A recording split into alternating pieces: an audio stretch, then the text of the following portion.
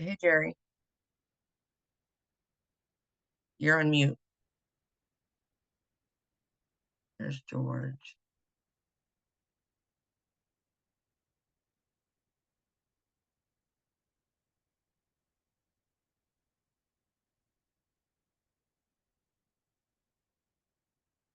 Hey, guys, you're both on mute.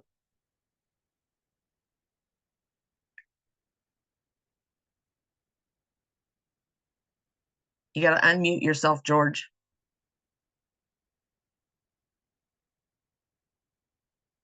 Yeah, I've been coughing. Sorry about Oh, that. gotcha. No worries. I'm trying to figure out, make sure I'm on the right times. I'm trying to make sure I'm like logging in at the right time because there's like three or four time zones going through my head. Yeah, I know. This is the fourth meeting of the day, last Oh, May meeting goodness. of the day, and this is the last one. Okay, good. Yeah, so this is the third meeting of tonight for me. Okay, let's see. Okay, good. I sent like everybody the link except for Stephanie. Here's Stephanie. And so I threw everybody into a waiting room. Did you see the graphic in the waiting room, George? Yes, I did, but not now. Okay, good. Right. No, And you it's not won't. I coming. just Let wanted to. me put my virtual background down. Why can't I put my virtual background? Is that because I didn't log in? I logged in. What are you trying to do? Change your background or turn off your camera? Yeah. Just a second.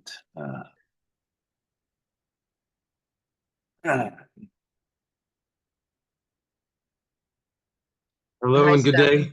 Hey, Jerry. Hi, Steph. You're on mute. Thank you, Jen, Good for day. the response. Yep. What's this crap you've got on your face? Oh my gosh. You know what? This is from Hong Kong. Oh, okay. Decided I was just too busy with everything I was doing. I didn't have time to shave. Gotcha. I just How you had to doing, tease you. George?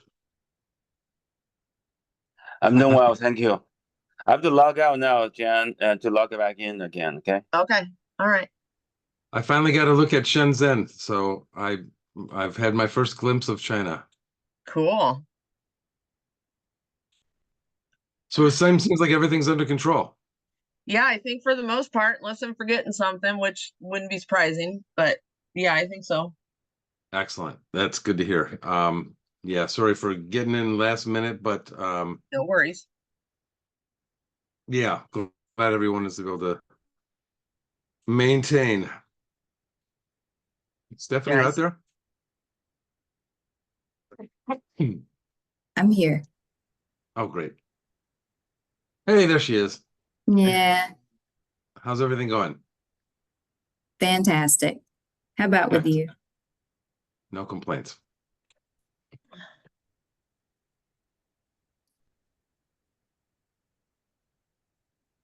So did y'all do any rehearsals or you got things no, pretty well lined up?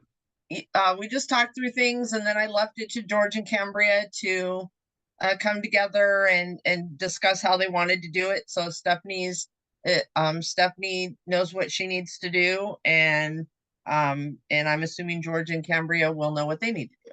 So All right. they Well, that we did have sounds a like a good, pre-show meeting, so and they've been sending stuff back and forth to everybody, so I know they've worked on it. So right, right. And I heard about what, almost 20 signed up? yeah, 17. So we'll see which happens. I mean, our first one we had like 50 or 60, and then the second time we had like 15. So Yeah. it's not surprising. Yeah, I'm kind of new to marketing and promotion, but it's way harder than I thought. It is. It's very hard. I've been pushing out stuff for years, and it's still uh, hold on, George, I'm trying to let you in. It's still hard. Even I find, and I don't know if it's helped, but my like so I have my own website, which I haven't written for in a while, but um, what I do is I tend to look for people of like minds and like websites or blogs or whatever, and I try to connect with them and um and figure out how like we can connect together. And so that's helped. It hasn't helped.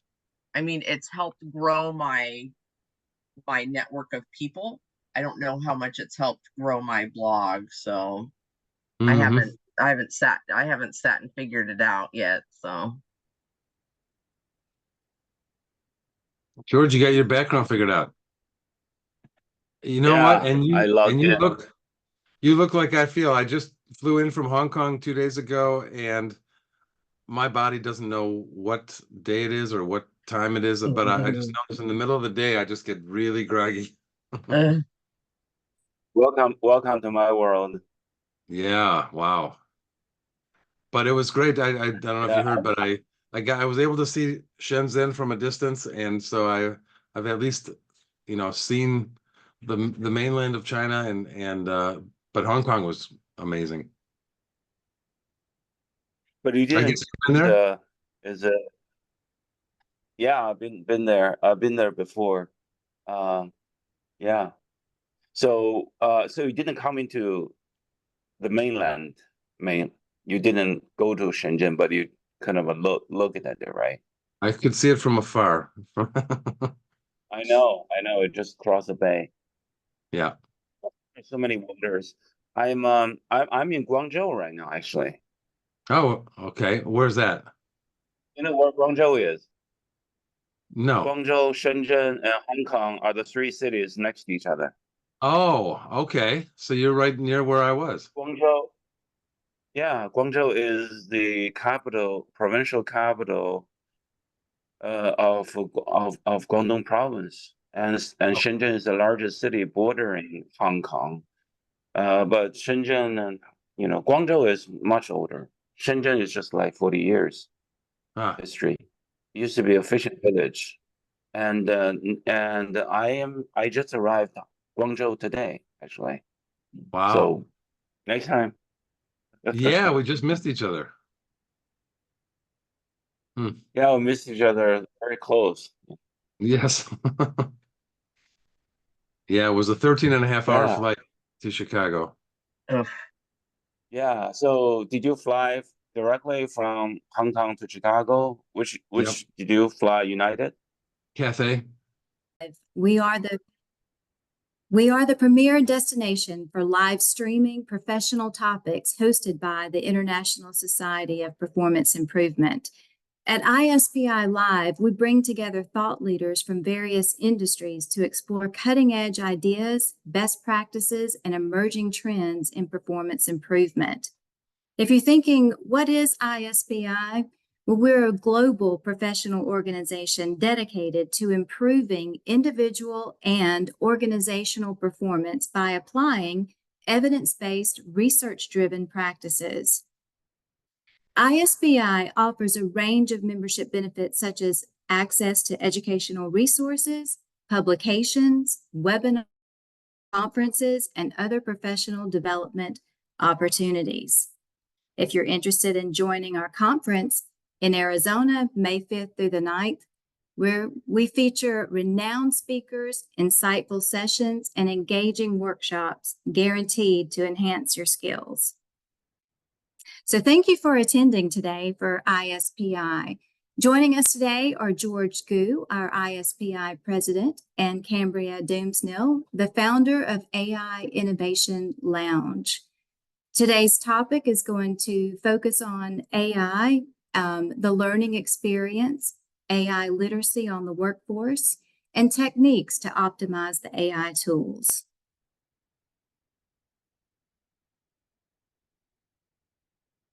Cambria, you're up. Thank you, Stephanie. And I'll go ahead and share my screen here with you all, and then we can get started. So today I'm going to be talking to you about the future of AI for learning and development. But before we get started, I do want to just get an idea of how you're using large language models most often. So in the chat, if you could just put a 1, 2, 3, or 4 based on what tools you're using most often. So for me, it'd be a 1. Paid ChatGPT is really where I'm at. But there also are other great tools out there like Perplexity and some other models coming out. So if you could put that in there, that'll help give me an idea of where everyone is. So we can talk about that a little more. I see a couple 1s, so mostly the paid ChatGPT, a couple 2s, so still on the free version, which offers a lot of opportunities as well. And then there's some other ones in there too, like being in Perplexity, but it looks like we're mostly with ChatGPT today. So in the next 10 minutes, I'm just going to share a little bit about the way AI is going to impact learning and development roles. So when we think about AI for learning and development, one way or another, our roles will be impacted. So these are the 4 ways that we can kind of frame that. So the first is through our own work processes and how we're using AI to help optimize those. The second is with our learners and how it can be used within the learning experience itself to help them. And then building an AI-ready workforce and making sure we have that AI literacy, that's really going to be a key role for learning and development, even if our organizations are bringing in outside trainers or having learners figure that out themselves. We still need to be aware of where our learners are with AI and what their understanding of that is. And then 4 is preparing tomorrow's workforce. So even with AI literacy, roles are going to change. And that means we're going to need some higher thinking skills, so more complex thinking, critical thinking, all these types of things. And we can really have a role in helping to build that for our organizations that we work with.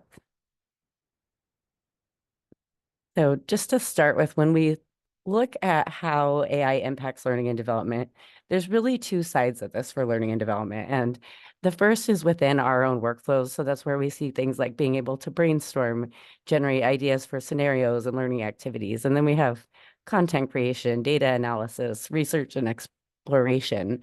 And then we get into the other side, which is with our learners. And that's where we're really going to see kind of a redefined learning experience and the most shift in how we approach learning and development. So when it comes to our workflows, we get a lot more opportunities to make our work more effective and efficient. A lot of times when we hear about generative AI, the focus is really using it on that brainstorming.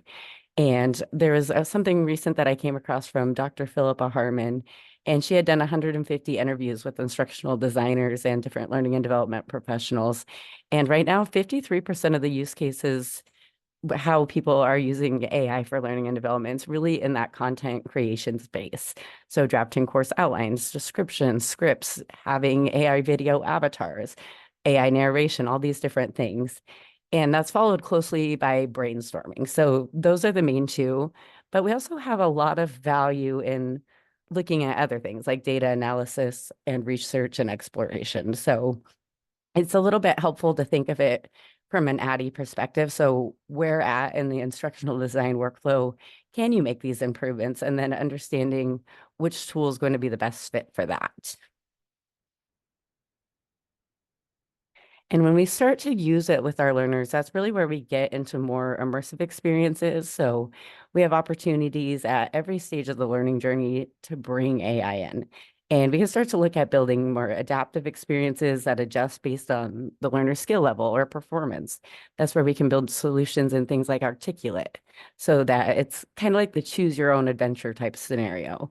And we can also use it for interactive and realistic simulations. This works particularly well with soft skill development. So, for example, if we have a tool like in-world AI, or we can create a GPT that has voice conversations, and then we can have our learners practice things like having a tough conversation with employees. So then they can get immediate feedback on their performance and practice as much as they like. So it's really on demand. And then in that same space, we also have AI tutors or coaches where we can have that 24/7 personalized learning support. And beyond learning, when we talk about performance improvement, this is where we get into applying what we've actually learned on the job with performance support. So it could be a knowledge management system chatbot that can pull up the processes, help walk them through it, or just answer questions as things come up. And when we think about doing these things in the learning experience, so we can either build them ourselves or we can find a tool that does. And For example, one thing I did last spring was creating scenarios for a change management course. So what they needed to do was practice conversations with stakeholders. So with that, I had built out 6 different personas and used several different tools to be able to do that. And now there's a tool out there. It's from Practice AI. It's in beta right now, but it's kind of a done for you system. So you can find the different scenarios, you can practice that conversation, your learners can practice it, and then you get an actual role play report. So I'll show you real quick how that works because it is pretty simple. So this is an example from Practice AI. It's still in beta, so you can sign up for the waitlist if you want, but there's probably other tools out there that might do similar things. And so what you do is you find the scenario you're looking for, you can click the play button, and it will prepare the session. So for this one, I'm going to be talking to a manager about getting resources for a project that I need. Good morning, Cambria. How's the project coming along?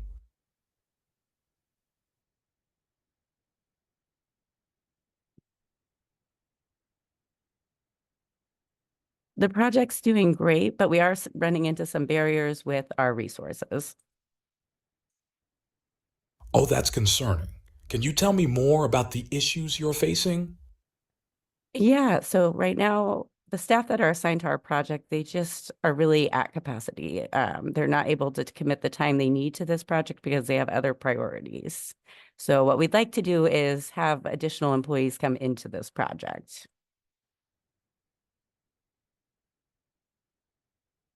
Understood. It's a tough situation, I agree. But as you know, redistributing resources is always a delicate matter. Can you tell me more about what you have in mind? I was thinking we have 2 employees in another department that we can maybe bring in just temporarily for this project. Interesting. You're thinking about borrowing resources from another project, correct? Can you provide some details on how this would impact that project? So that just gives you a little idea of how that conversation can work. And the AI changes every time. So I was having a different conversation providing performance feedback to an employee. And then one time it just got really upset with me and would say, well, you seem like you're being hostile. And so it's interesting because you get all these different dynamics with these tools. And it's something you can build yourself. But I find having a tool like this means you don't have to do that and learn all these technical things because as learning and development, that's not really our role to be the builder all the time of these things. So this is generating the report right now, but I'll go ahead and just show you an example of one from the ones I've done before. And so you can click on this and then see, that one must not be ready. We'll go with this one. So it looks at key different areas. For this one, it's clarity of communication, active listening, emotional intelligence, problem solving, and then it gives you a score in each area and a role play report. So it'll go through each of those and it lists specific observations and then areas for improvement. And when we talk about having a human in the loop and the need to have transparency within the systems, that's where we have things like having the conversation available. So if it says something that I just don't think is correct, I can make sure it interpreted what I said correctly and it wasn't just an error on the part of the tool, which I find really helpful. And now Cambria, that that's really pretty Mhm. amazing. I'm just blown away. Can you customize that to have it fit certain parameters of your actual company that Yeah. might be So especially sensitive? So this one is beta right now. I just got access last week and I've been experimenting just for myself as a learner. But like 3 days ago, I got access to have the instructional designer role. So over here on the left is content creation. I haven't tried this yet, but we can look at it together. So there's a module studio and here's where you would create the new module. You'd say what it is, you describe what it is that you want your learner to use. The situation is going to be your instructions for the learner and your prompt. And then you can build your own avatar over here too. And then the evaluations where you set up what it is that you want the tool evaluating. So for the last one, I think we had clarity of communication and all those different factors. And so that's where that would come in. And then you'd be able to do that on your own. And they also have a wizard. So if you don't want to do that all yourself, I could just say, I want help on a performance improvement stakeholder conversation. That's probably not going to be exactly what I want because that's really vague, but it'll give us a general idea and then we can kind of edit it from there. So I'll let that load, but yeah. That report reminded me of a tool that we're using for venture school for entrepreneurs who are working on startups. The pitches are really important. And there's a tool that evaluates the pitches on like 50 different variables, including the content of the pitch and the process, how they're coming across in their communication of the pitch. Yeah, what I like is that you can change that evaluation. So even though we have these tools and there's a wizard, it's still going to be really important for us as learning and development to be involved in the process because anyone can go in and build one of these, but they don't necessarily know what to look for the evaluation or how to set up the scenario so that it is realistic and connects back to the on-the-job context. So yeah, but here it is. It's the module they created with the wizard was enhancing stakeholder communication. They created Matilda for the avatar. They gave the original prompt for me and the objectives, and then just a general evaluation. So it's a really, really easy to use tool. And so as we start looking about using AI with learners, we're going to have to be able to evaluate tools like this and find out what's going to be most effective. If it's going to be worth the cost to be able to implement that tool, which situations would be most appropriate for that.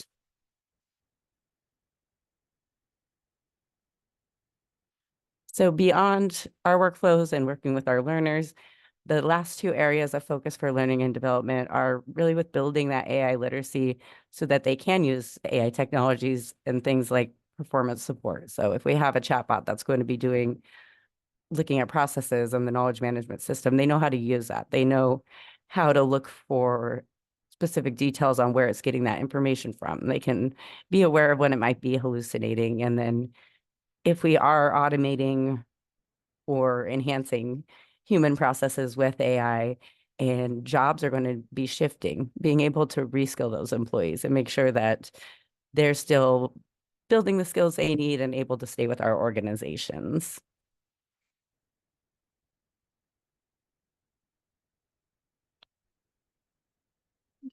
My slide is frozen, but that was my last slide.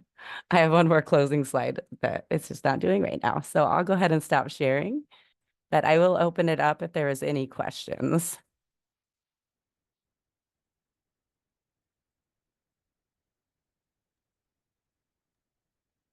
Okay. You mentioned in the AI optimized L&D processes that about 53% of the use cases seem to be around content creation. I was curious about the second category, the reimagining the learning experiences, whether there's any research on which of those AI for learners cases are used most often, most prevalent. No, I think not that I know of. So that side of it is really new. So when we look at the research that Dr. Philippa Harmon did, and she found 53% were for that content creation, 32% were for brainstorming. So that's a huge chunk of how instructional designers and learning and development professionals are doing it. The remaining part, it did include data analysis and research, but from what I looked at with the results, almost I don't think there was anything in there about how we're using it with learners. And I think that's just because we're not there yet. I've worked with a couple organizations to do very specific things like the change management scenario that I had built out last year. But for the most part, we're just not there. And I think in coming years, we're going to, especially now as we have tools like Practice AI coming out, where it makes it easier and we're not having to learn to use 6 different tools to build something for our learners. Cambria, I know you mentioned that you're kind of new to this particular tool, but even with similar what kind of reaction are you getting from customers? Are they embracing it or nervous, or what are you hearing about that? Yeah, when it comes to AI tools for learners, I think in general, most organizations are a little bit nervous about it. Um, I've only had, I don't go out and seek organizations to work with for this just because I know that most are not going to be there yet. So I've only had a couple come to me asking about that. So I'm really having that interest. But for the most part, it really is on that AI literacy right now. And there's a few organizations that are going to be ahead of the curve when it comes to these tools. But for the most part, the concern is where is my data going and how's this tool using my data? So transparency with the tools, I think, is going to be really important if we want to see that adoption.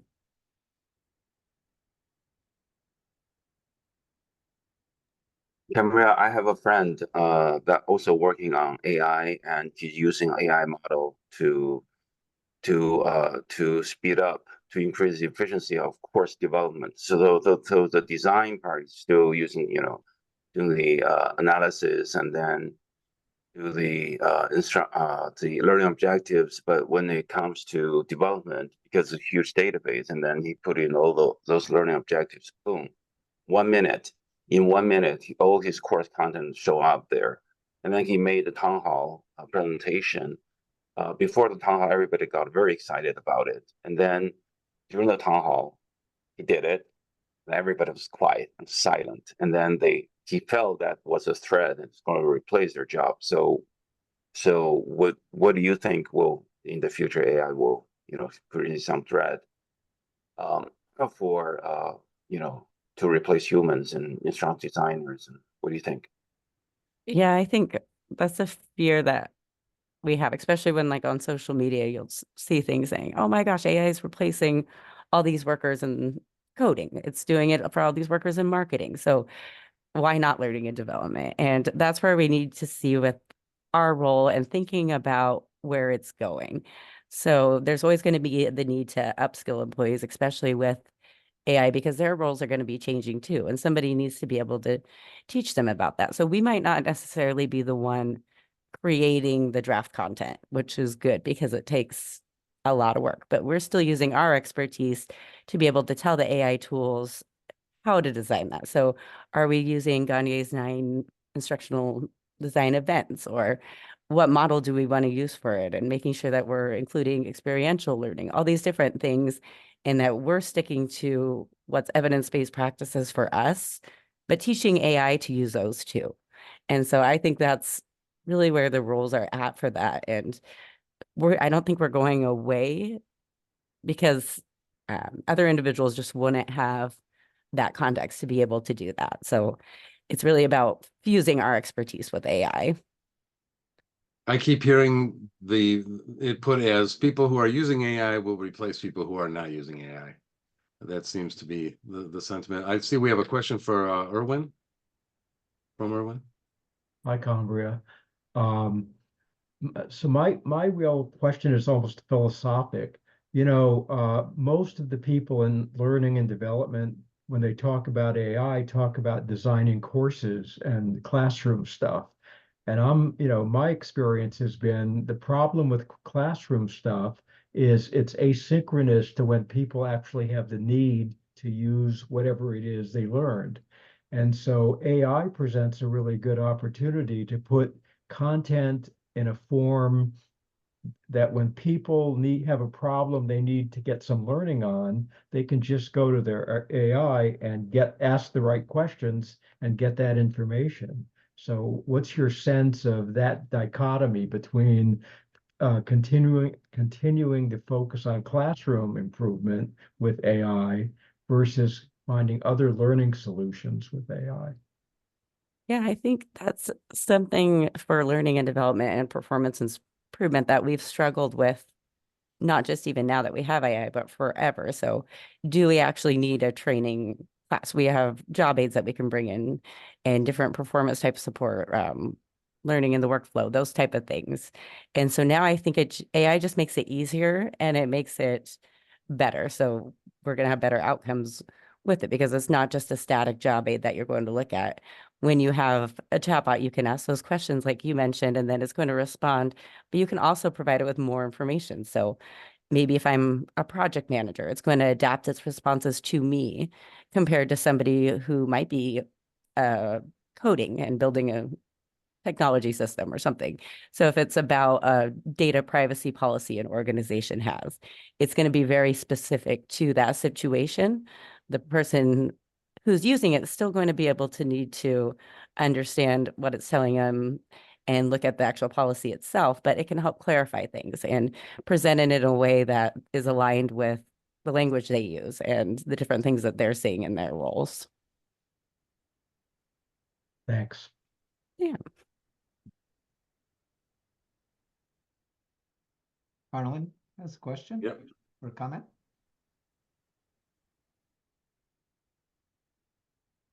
You're on mute. Mute is off, but we're still not hearing you. Must be maybe your microphone. I have to select a different microphone, something like that, or you can type it in the chat. That's fine while we're that. And while you're doing that, Cambria, I'm curious about that adaptive learning that you were talking about. Whether have you seen some things? I can think of two ways that might be done. One might be like an assessment or a series of questions that it asks, and then it presents the information personalized to those answers. Another might be that you kind of fill out I don't know, like a persona for yourself. Maybe that's the same kind of thing. How have you seen that done? Yeah, I think either of those is where it could be. And then when we think about using it in things like articulate storylines, so if normally we have branching scenarios, and you have a character you're interacting with, you click a button and it gives you a predefined outcome. With AI, it can adapt to how you're doing it. So kind of like the conversation I had for soft skills, but doing it in the context of other skills as well and giving feedback based on that. And then one area that I'm experimenting in, not necessarily with clients yet, but just figuring out how the technology works where it is. We have a core curriculum. We know what the requirements are, what the performance outcomes are supposed to be, and how do we adapt that curriculum for each and every learner. So no matter what their role is, how do we use AI to be able to customize that experience for them? They may not be getting the same scenarios as each other, but they're still getting that core instructional design content that's in there and the same outcomes and everything that goes with that.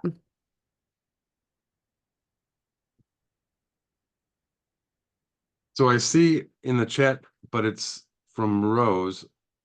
I don't see what Carlin typed, but Rose mentioned just like in coding, the computer will only do what we tell it to do.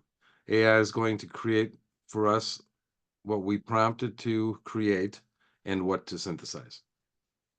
Yeah, I think that's a really good call out, because how you prompt it is going to make a difference on the outcomes you get. And AI is pretty good at just taking your prompt. So I've gotten pretty lazy lately when I'm just casually interacting with ChatGPT, and I might have typos in there. I'm not very clear on what I'm saying. And for the most part, it can figure it out. It can tell what I'm trying to say. But when it comes to actually having a workflow, we need to tell it what our process is and what models do we want to use for it, so that it knows and it's not just left to guess what it is that you're doing. It's not necessarily a mind reader, so it's got to have that context.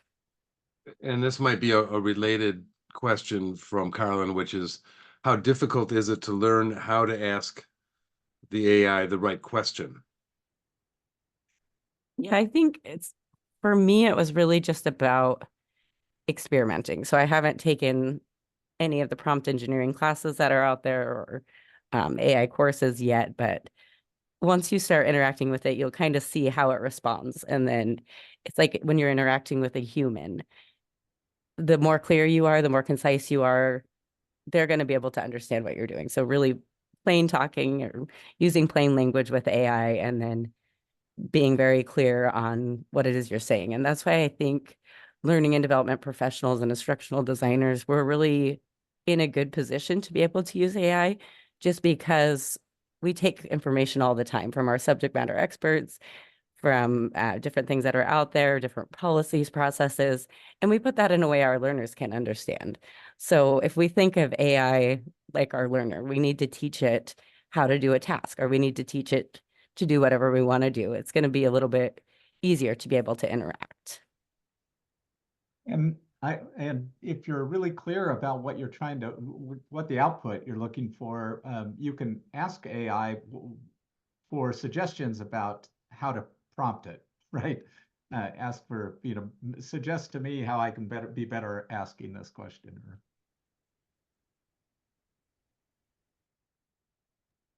Okay, I also from Rose, from a student who is with me, to Cambria's comment about AI responding to prompts, the AI compounds.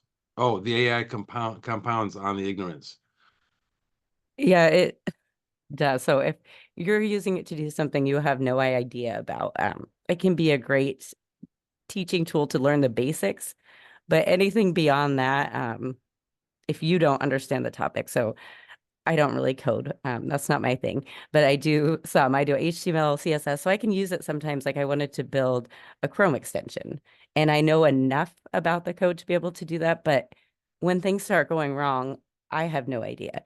And because I have no idea when I ask AI the questions, I don't necessarily know how to ask because I don't know what it is I'm looking for. So then it doesn't know how to respond to me, and it'll try to help me, but it's not always what I'm looking for. And that's fine when I'm just playing around with things on my own, trying to build stuff. But in a real life work situation, we need to have our fundamental expertise to be able to interact with it, or have someone design it in a way that it uses their expertise. So if we have a chatbot that's helping our learners, we're giving it information from our subject matter experts. We're giving it that primary knowledge so that it can help learners and guide them through that. But just a general large language model like ChatGPT, it knows the basics, but it doesn't have enough to go really deep with a lot of things.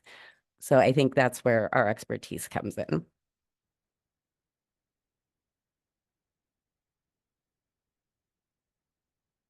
Well, I think, are we ready to hand it over to you, George?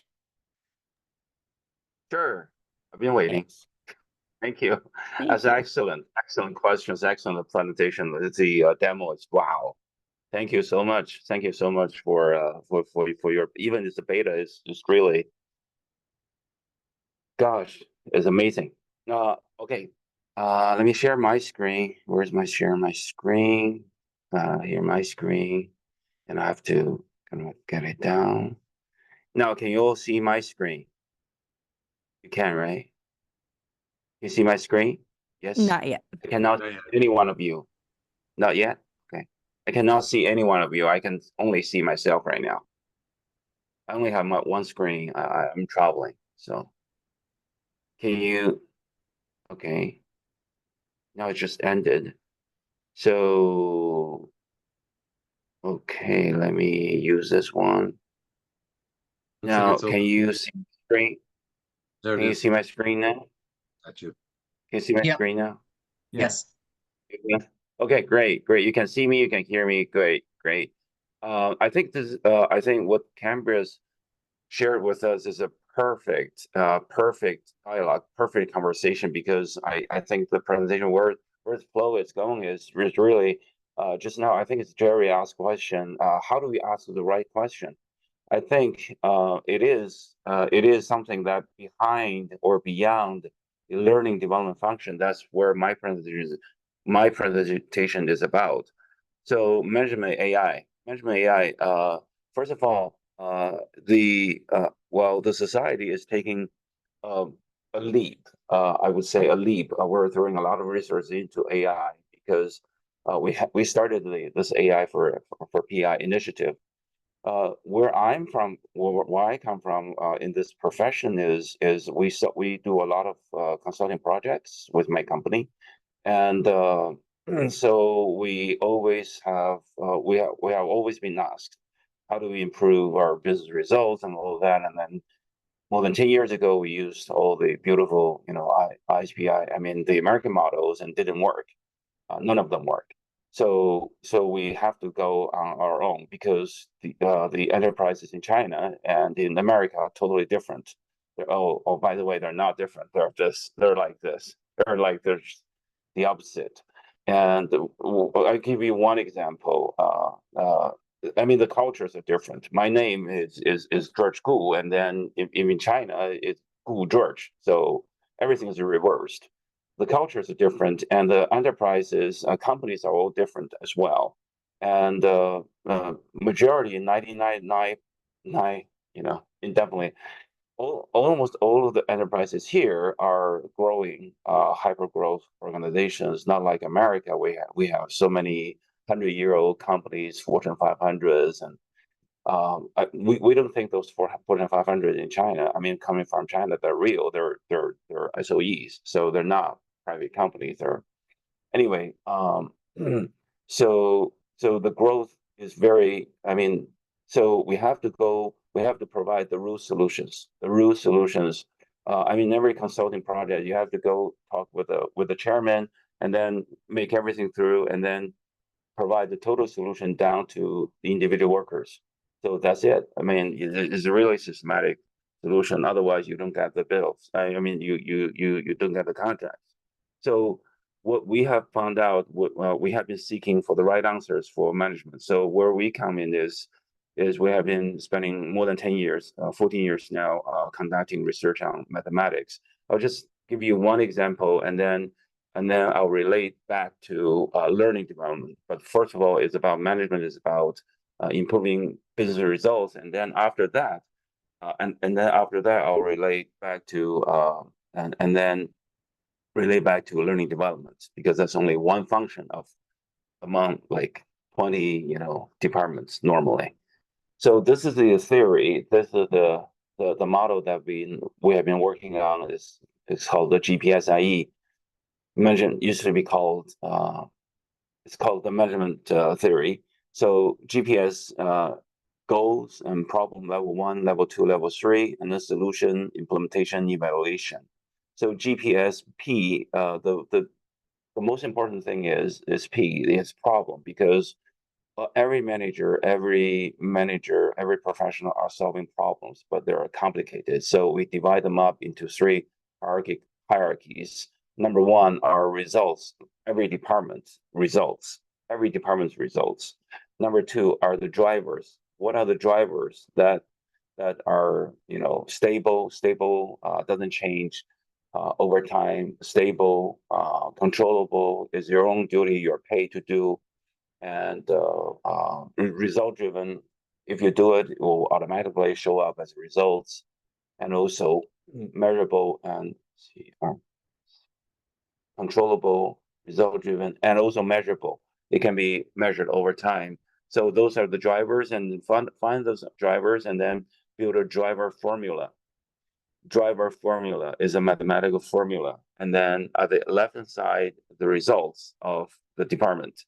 And then on the right side are the other calculation. And then the third one, the level 3 problem, are the levels, are the behaviors. We call them activities because activity is a sum of behaviors and actions. So there's a lot of activities. What are the value added activities? Remember, level 3 are not working plans. Working plans are tactics, working plans, solutions, approaches, root cause analysis are all included in solutions. So problem level 1, level 2, and level 3 really figures out why we do what we do mathematically. Why we do what we do mathematically. So I'll give you one example. If we want to double revenue of a 5-star hotel, there are conference sales departments. For instance, if last year they made 10 million, and then just for example, last year they made 10 million. How about this year they make 20 million? Next year they make 40. The following year, 2026, they make 80 million. Looks beautiful, but how? Normally we'll come up with a lot of approaches. We have brainstorming, we have everything, and then we kind of we have world coffee, and then we come up with a lot of solutions and this and that, and then people, okay, team one, you do this, and team two, do that, and then Q1, Q2, all that. But why we do all of those, and actually based on our past experiences, we don't know. So it's only based subjective experiences. We don't know. We just, my teacher, my teacher, or I've been trained to do that, but it's not. So let's figure out. So we have been trying to find out why we do what we do. So let's go take a look. So level one problem is you have to use this format: subject, predicate, object, and complement, because improving performance results, improving business results, management is the process of managing a company is a process of unifying the language, unifying the thoughts, because you have to create a resonant organization. So the problem level one is the conference sales department will increase annual revenue from 10 million in 2023 to 20 million in 2024. There's no dispute because there's no different opinions, because it's so clear, crystal clear, right? But how? So we come to level two, and then level two, you have to find the driver formula and drivers and formulate the formula, establish the formula. So the conference sales equals to the number of contracting clients that with you that really come to hold meetings here, and then number of contracts per client, and also the average amount of every client of every contract. So those are the three numbers. If you times them up, will equal to the so and each one of them can be broken down into two grade two drivers. So these three drivers are called level one driver. Grade one drivers. Okay, grade one drivers. But each one of them can be broken down into two grade two drivers. Contracting clients equals to the number of potential clients times the contracting ratio. You have to do, venture clients are not clients, because only clients are only the ones that, wire you the money into your bank account, your company's bank account. So potential clients are those that are always asking but never make a deal transaction with you, never send you any money.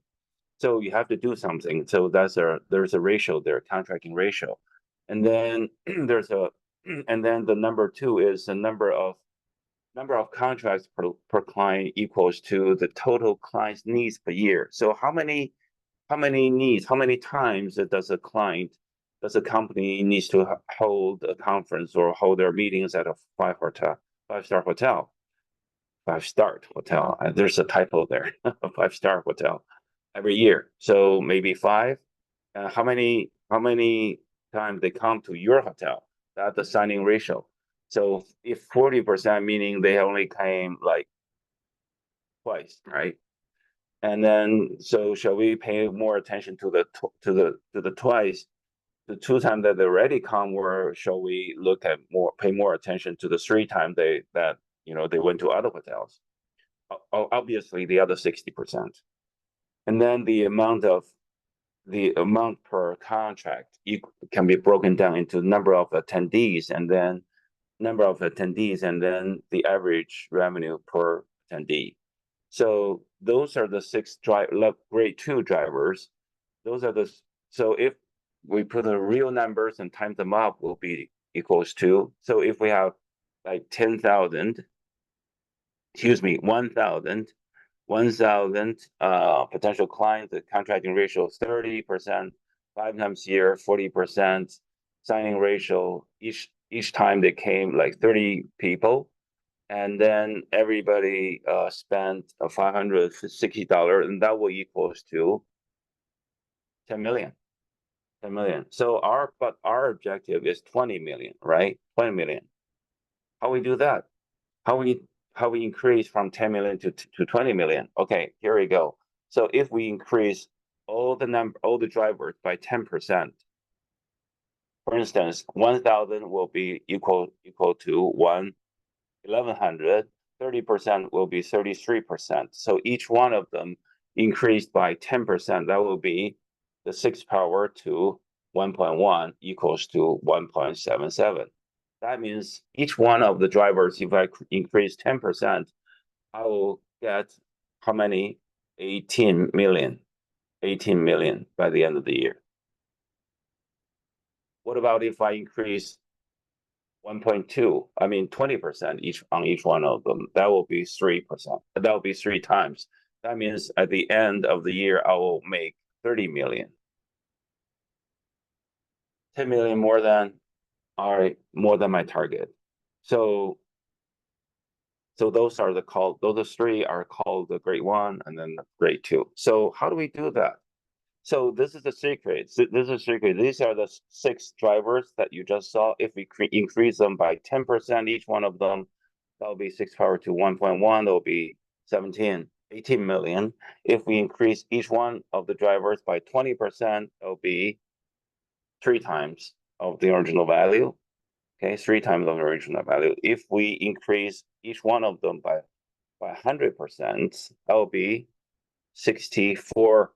That will be 640 million in 1 year. So it will increase 630 million to 640 million. Anyway, so this is a secret of performance improvement. How do we improve business results? And we have done that multiple times.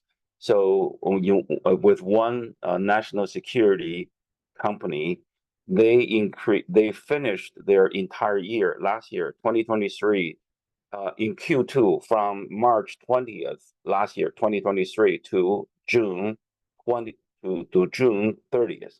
So basically Q2, they finished the entire year, the entire 2023's annual target. So Q2, they finished the entire 2023 target. They increased from 4 billion to 9.56 billion. So that's under using all our systematic tools.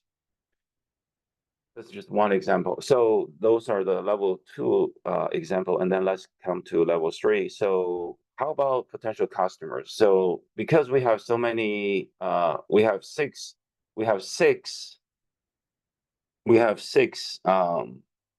drivers, but let's only look at 1, and the other 5 we just keep them intact. Do not let them drop. Do not let them, keep them intact. Okay.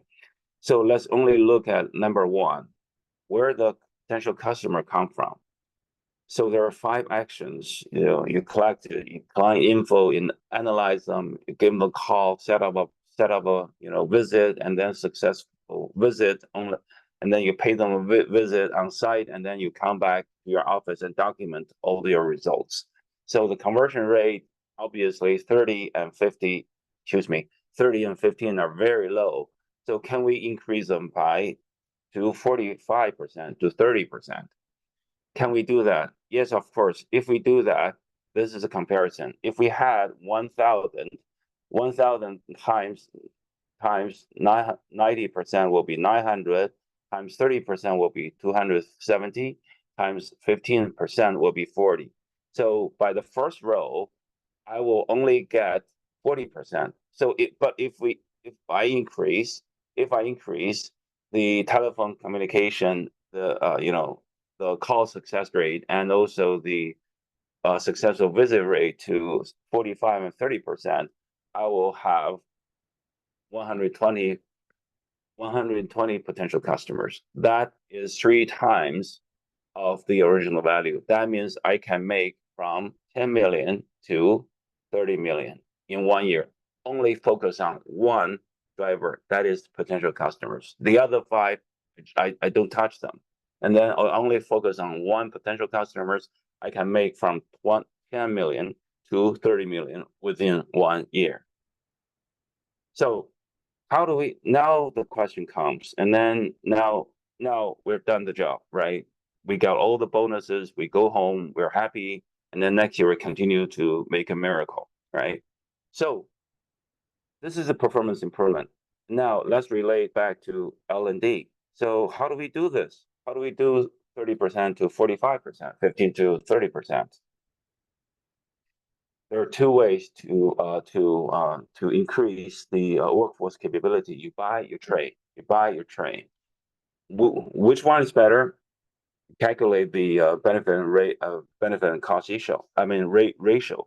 So calculate, and so if done by training, then the training's value is calculated automatically by not by us, not by training department anymore, by the client, by the sales department, by anybody else. So if I increase from 10 million to 30 million in 1 year, just because I trained them, increase from 30% to 45%, increase from 15 to 30%, I helped the business department, the sales department increase from 10 million to 30 million. Okay. So the value of training is calculated. Mystery solved from 1943, ever since. So training needs analysis, actually TNA is wrong and has been wrong for 82 years and should be BGA, should be business gap analysis. That's what we found out. So now AI comes to join the party, and now there's a lot of anxiety, as I indicated just now in my question. But with AI, actually, we need more we need more smarter people. So people, the only way is for people to study. It's just like other industrial revolution in the past. We got rid of all the carriages, but now we have the cars, we have the trucks. Now we have automatic driving. We got all the printers. Now we have everything. Now we got all the wired phones. Now we have cell phones. So we made all this technology advancement.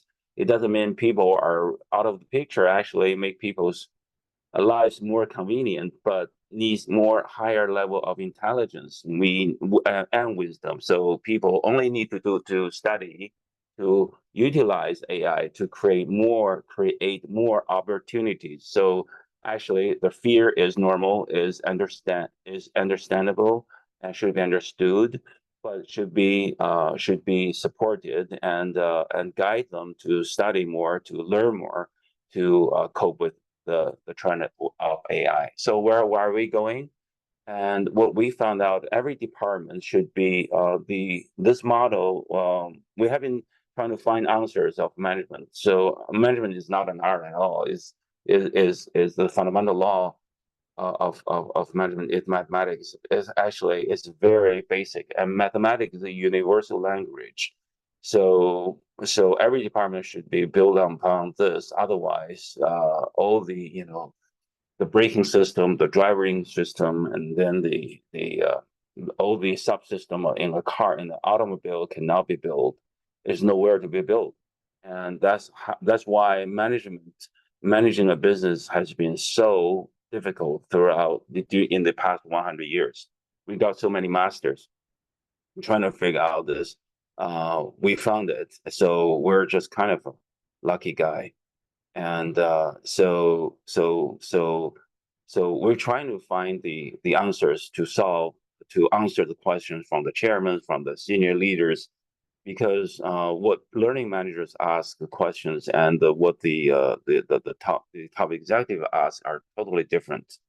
So in the future, where are we going? The department functions. So where are we going? Maybe a lot of management jobs are eliminated or transferred to other functions. I'll give you one example is the industries, all the departments, and each one of them has a cross, and then at every cross there's a GPS AE there. There's a level 1, level 2, level 3. So every function has their own level 1, 2, 3 problems. For instance, in HR department, they have 3 sets of GPS AEs. 3 sets for compensation, for hiring, for performance evaluation. Basically, KPI is gone under this model because all the process of getting from you have the goal and then you get the results. You have the target, you have the goal, and then you get the results. The process is clear, crystal clear. Is mathematics, and so I've been hearing so many. We need to figure out why we do what we do, and now here it is. So thank you so much. And so in the future, so what we found out in management AI is to combine AI. I've been trying to build an AI model, but I cannot because my credit OpenAI is a 501c3 organization, the same as ISPI. I say it again, OpenAI is 501c3 organization, the same with ISPI, but they do not accept my credit card, so I cannot get my CBD4, so I cannot use it. I need to apply an American credit card. They do not accept my credit. Otherwise, I can demo you how I build this and how I ask one, then give you the answer. So management operating system. So that's something that we're building upon. So in the future, so thank you so much. And I would like to answer the questions too, combined with Cambria's conversation. I mean, that's great. George, in about the middle of your presentation, you highlighted the choice of should we hire or should we train? Sort of should we buy or build? Oh, yeah. Capital. It seems with Sure. with AI, we're also faced with the choice of should we, or to what extent should we automate jobs or should we augment human performance with AI? Is this the one? Oh, it's okay. You don't need to find the slide. I'm just saying, you know, there is on the human capital decision, the buy versus make, should we do more hiring or more training? But with looking at the bigger picture of human machine interaction, should we automate? What functions or tasks should we automate versus augment? And Jim Eicher's giving a presentation at the PI conference on, he calls it cognitive arbitrage, I think, where he's really focusing in on that issue. Yeah, that's a great point. What previously in Canberra's presentation, I think she made a very good point that once we have, if I think both this model and what Canberra's been doing is combined together, that will be kind of a streamline. That'd be perfect for an organization because we figure out from the business side, you know, we have always been one of the BP. This is a BP. Training is a business. Training is not supporting business. Training is a business itself.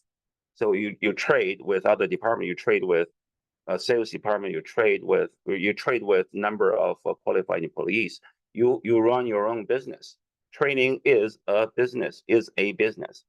And so outsourcing mine. So it was only my in my course, but I think it's perfect because we figure out mathematically why we do what we do, and then because there are capability gap, there are business gap. If there is no business gap, training does not need to exist.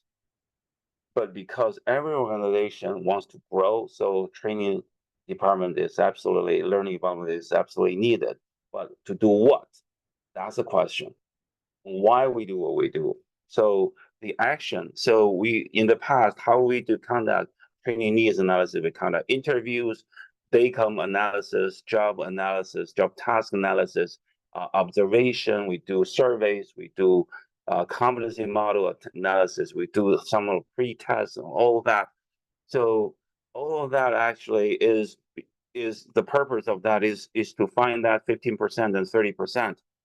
And to determine, we need to increase them to 30% and 40% that I show in level 3. But without level 3, without level 1 and level 2, there's no level 3. So it's really systematic.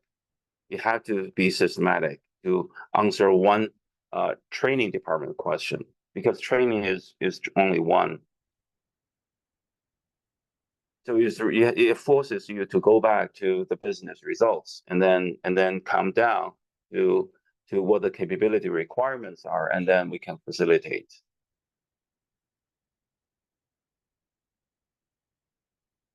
Questions, please. Those are excellent questions, Tom. Thank you, George and Cambria, for the great presentation. I do have a question, George, but I also have a meeting coming up. But you said you will, if your credit card will work, you will put AI into it.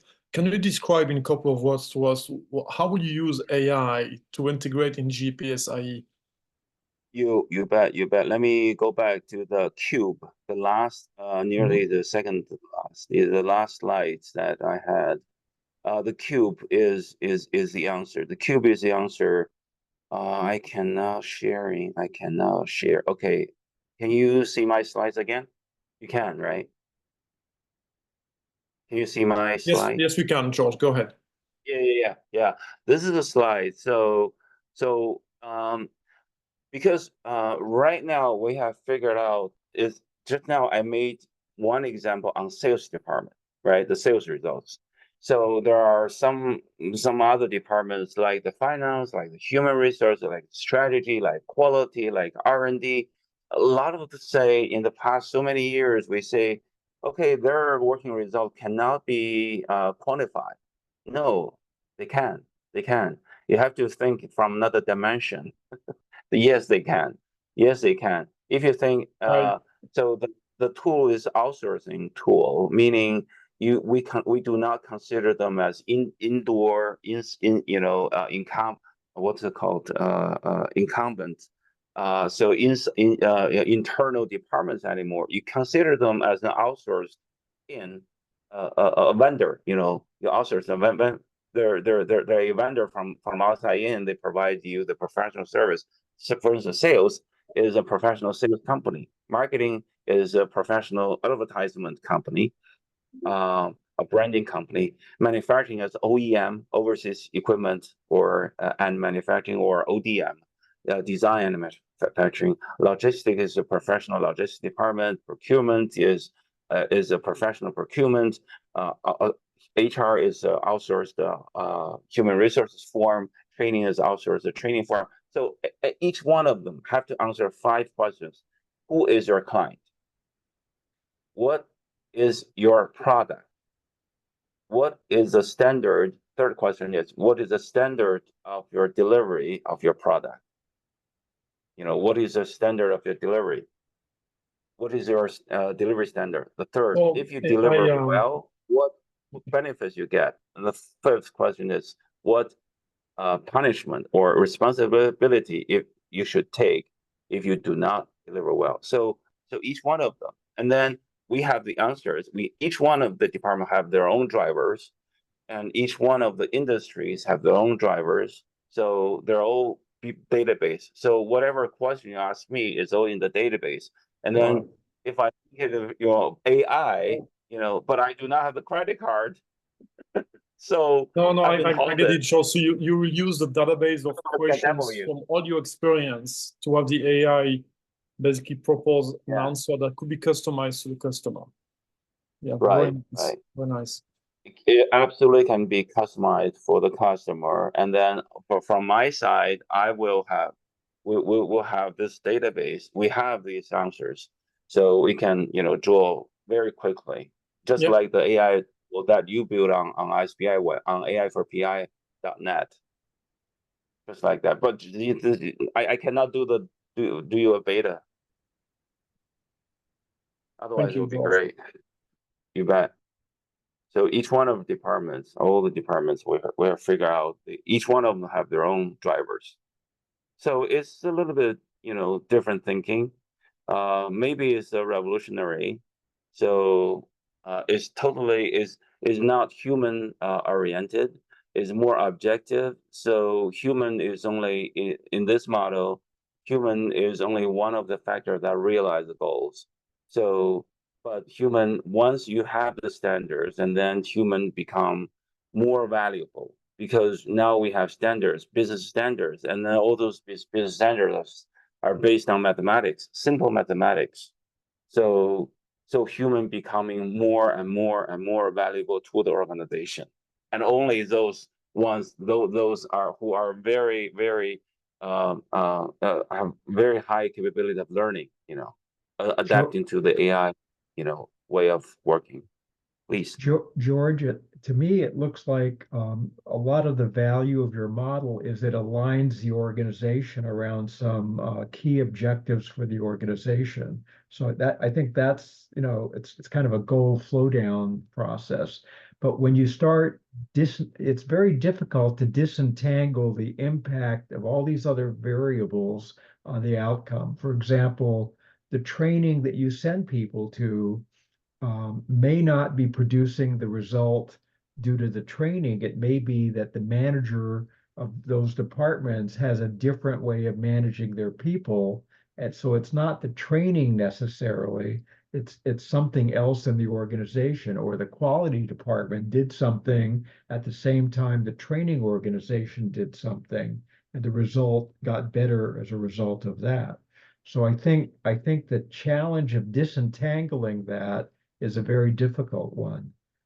You can imagine a little bit of progress by, for example, saying, do people that scored well in the training contribute more effectively than the people who didn't score well in the training?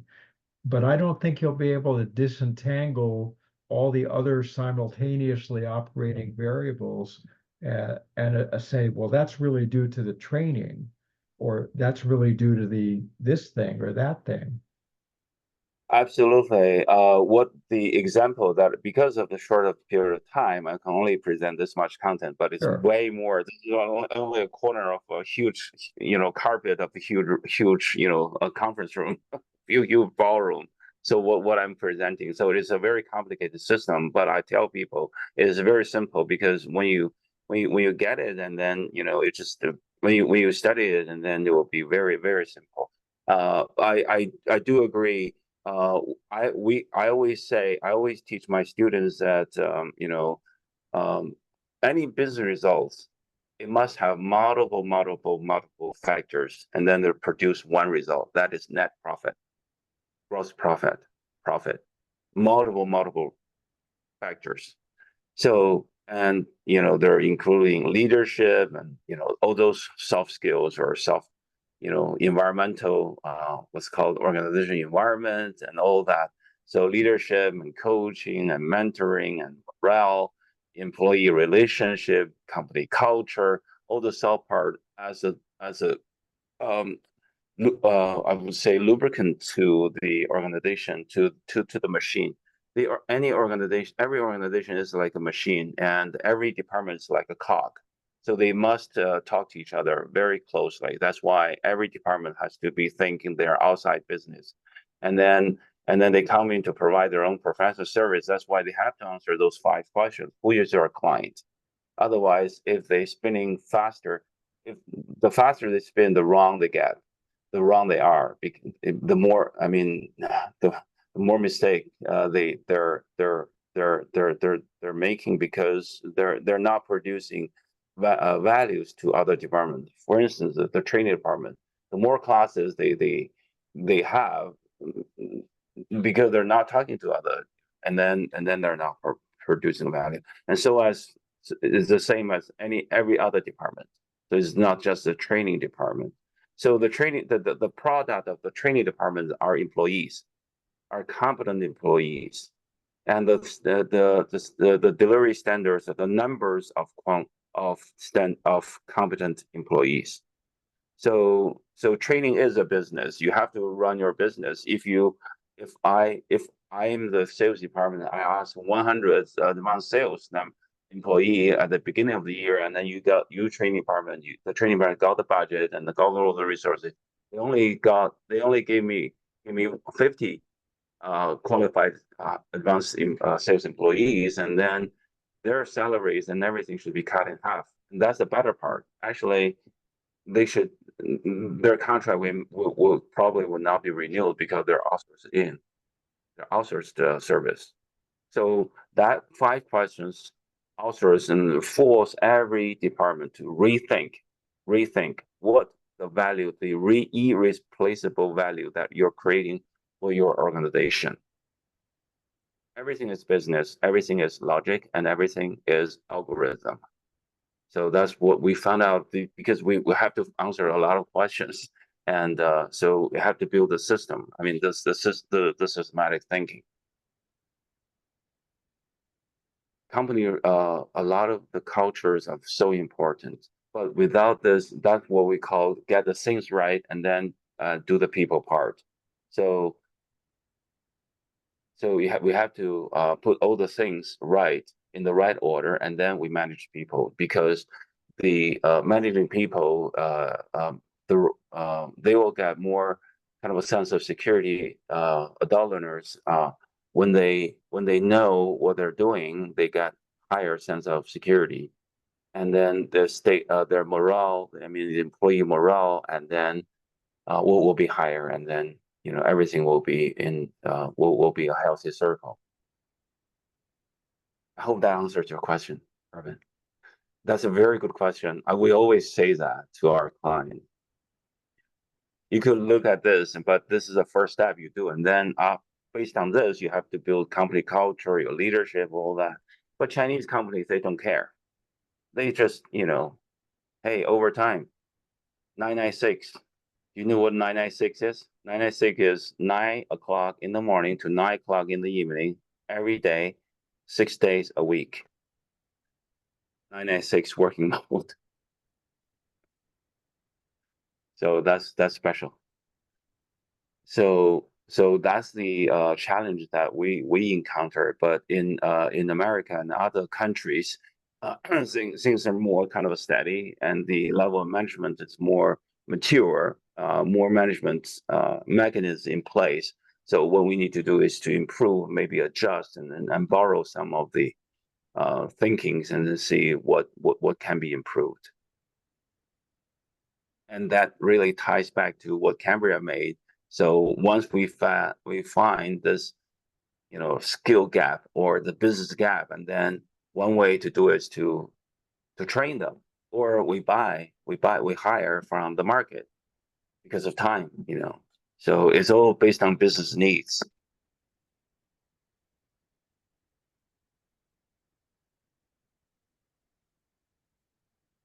George, is a copy of your paper available in English?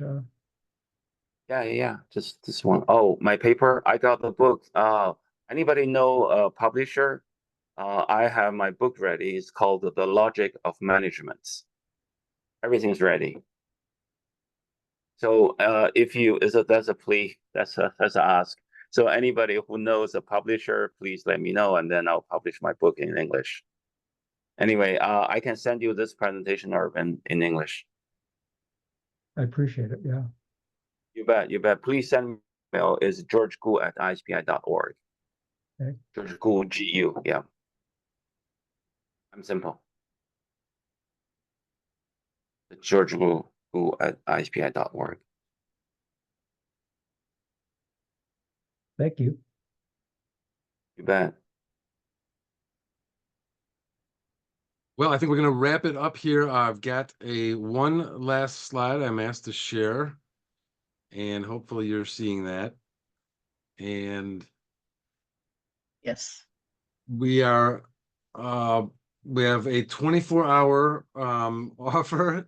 So if you haven't registered, we strongly encourage you to do so now. The conference will feature renowned speakers, insightful sessions, and engaging workshops that are guaranteed to enhance your knowledge and skills. To register, please visit the website. Don't miss out on this enriching experience. And remember to register for the conference happening the week of May 5th through the 9th. Special rates only. Consider joining ISPI professional organization by visiting our website. Our next ISPI Live will not be until June, so we'll look forward to seeing you then, and thank you all for joining. Thank you, everyone. Bye. Thank you, I'll go to everyone. bed now. Good night, George. Bye-bye. Yeah, bye-bye. Good night. Take care.